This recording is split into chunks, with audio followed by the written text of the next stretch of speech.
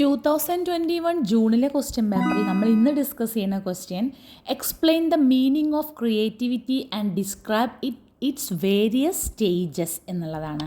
അപ്പോൾ നമ്മൾ ക്വസ്റ്റ്യനിൽ രണ്ട് ഭാഗങ്ങളാണ്. ഒന്ന് ക്രിയേറ്റിവിറ്റി എന്താണെന്നും അറിയണം, പിന്നെ അതിൻ്റെ സ്റ്റേജസും. അപ്പോൾ ഫസ്റ്റ് ക്രിയേറ്റിവിറ്റി എന്താണെന്ന് നോക്കാം. അപ്പോൾ ക്രിയേറ്റിവിറ്റി എന്ന് പറയുന്നത് ഒരു ഗോൾ ഡയറക്റ്റഡ് തിങ്കിങ് ആണ്. അതെന്തായിരിക്കണം? അൺയൂഷ്വൽ ആയിരിക്കണം, നോവൽ ആയിരിക്കണം, യൂസ്ഫുൾ ആയിരിക്കണം. ക്രിയേറ്റിവിറ്റിനെ നമ്മൾ ഡിഫൈൻ ചെയ്യുമ്പോൾ അത് ഇൻ്റലിജൻസിൽ നിന്ന് കുറച്ച് ഡിഫറെൻ്റ് ആണ്. ഇൻ്റലിജൻസിലുള്ള പോലെ കൊഗ്നിറ്റീവ് ബിഹേവിയർ കൊണ്ടോ ഇൻ്റലക്ച്വൽ ഫങ്ഷനിങ് കൊണ്ടോ അത് റെസ്ട്രിക്റ്റ് ചെയ്യപ്പെടുന്നില്ല. ഇതിലുള്ളത് complex mix of motivational conditions, personality factors, environmental conditions, chance factors and even products ആണ് ഇതിൽ വരുന്നത്. ഇനി നമുക്കിതിൽ ക്രിയേറ്റിവിറ്റിനെ കൂടുതൽ മനസ്സിലാക്കാൻ വേണ്ടിയിട്ട് സ്റ്റേൺബർഗ് പ്രപ്പോസ് ചെയ്തൊരു തിയറി ഉണ്ട്, ഇൻവെസ്റ്റ്മെൻറ്റ് ആൻഡ് കോൺഫ്ലുവൻസ് തിയറി. ഇതും കൂടെ നമുക്ക് ഈ ഫസ്റ്റ് പാർട്ടിൽ ഉൾപ്പെടുത്താം കേട്ടോ. അപ്പോൾ ഇൻവെസ്റ്റ്മെൻറ്റ് ആൻഡ് കോൺഫ്ലുവൻസ് തിയറി എന്ന് പറഞ്ഞിട്ടൊരു തിയറി ക്രിയേറ്റിവിറ്റിനെ കുറിച്ച് കൂടുതലായിട്ട് മനസ്സിലാക്കാൻ സ്റ്റേൺബർഗ് 2006 പ്രപ്പോസ് ചെയ്തത്. ഈ തിയറി പ്രകാരം അദ്ദേഹം പറയുന്നത് ഒരു 6 റിസോഴ്സുകളെ തന്നിട്ട് ഇതിൻ്റെ കോൺഫ്ലുവൻസ് ആണ് ക്രിയേറ്റിവിറ്റി റിക്വയർ ചെയ്യുന്നത് എന്നാണ് പറയുന്നത്. ആ 6 ഘടകങ്ങൾ intellectual abilities, knowledge, styles of thinking, personality, motivation and environment ഇവയാണ്. അപ്പോൾ അതിൽ ഫസ്റ്റ് ഇൻ്റലക്ച്വൽ സ്കിൽസ് ആണ്. ഇൻ്റലക്ച്വൽ സ്കിൽസിൽ 3 കാര്യങ്ങളാണ് ഇമ്പോർട്ടൻ്റ് ആയിട്ട് പറഞ്ഞിട്ടുള്ളത്. The synthetic skill, analytic skill and the practical contextual skill. ഇതിൽ സിന്തറ്റിക് സ്കിൽ എന്ന് പറയുന്നത് to see problems in new ways and to escape the bounds of conventional thinking. Analytic skill പറയുന്നത് to recognise which one of the idea are worth pursuing and which are not. Then practical contextual skill പറഞ്ഞത് to know how to persuade others. അടുത്തത് knowledge ആണ്. അപ്പോൾ knowledge എന്ന് പറയുമ്പോൾ നമുക്ക് തന്നെ അറിയാം, ഒരു ഫീൽഡിനെ കുറിച്ച് നമുക്കതിന് കൃത്യമായ നോളേജ് അതിനെക്കുറിച്ച് ഉണ്ടായിരിക്കണം.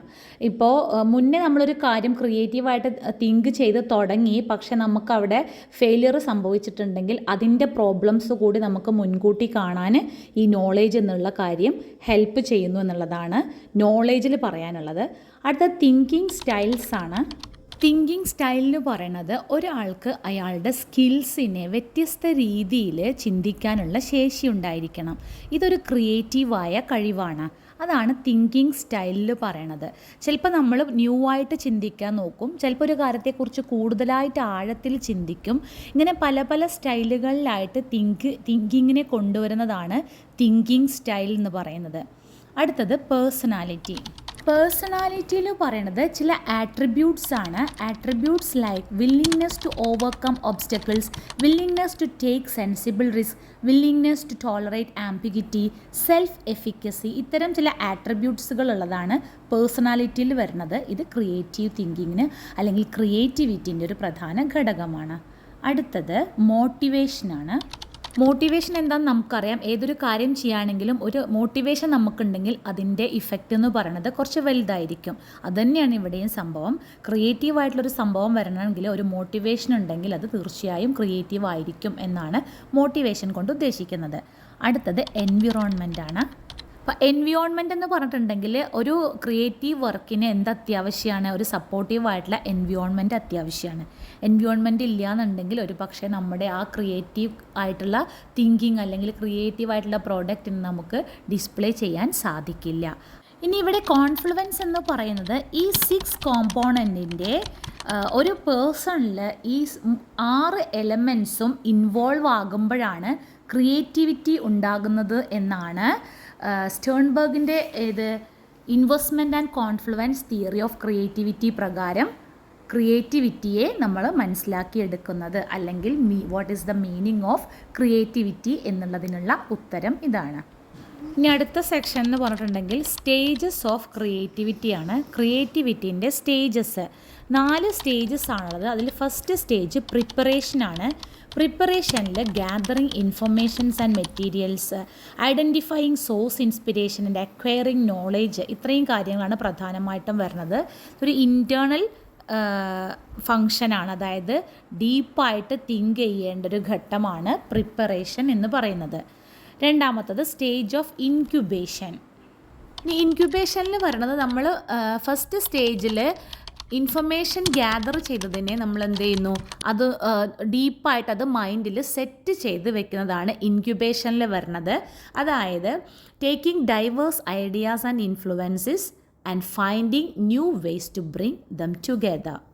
ഇൻക്യുബേഷൻ സ്റ്റേജ് കഴിഞ്ഞ് അടുത്തത് വരുന്നത് ഇലുമിനേഷനാണ്. ഇവിടെ ഒരു ന്യൂ ഇൻസൈറ്റ് നമുക്ക് ഉണ്ടാവുകയാണ്. അതായത് ഇൻക്യുബേഷൻ കഴിഞ്ഞിട്ട് വരുന്ന ചിന്തകളിൽ നിന്ന് നമുക്കൊരു ന്യൂ ഇൻസൈറ്റ് അവിടെ കൃത്യമായിട്ട് ലഭിക്കുന്നതാണ് ഇലുമിനേഷൻ സ്റ്റേജ് എന്ന് പറയുന്നത്. അതായത് ഒരു എക്സാമ്പിൾ പറയുകയാണെങ്കിൽ ഇപ്പോൾ നമ്മൾ യുറേക്ക എന്ന് പറയുന്ന ആ ഒരു സ്റ്റേജില്ലേ, അതാണ് ഇലുമിനേഷൻ സ്റ്റേജിൽ വരുന്നത്. ദ ലാസ്റ്റ് വൺ വെരിഫിക്കേഷൻ സ്റ്റേജാണ്. അപ്പോൾ വെരിഫിക്കേഷൻ സ്റ്റേജ് എന്ന് പറഞ്ഞാൽ ലാസ്റ്റ് ഘട്ടമാണ്.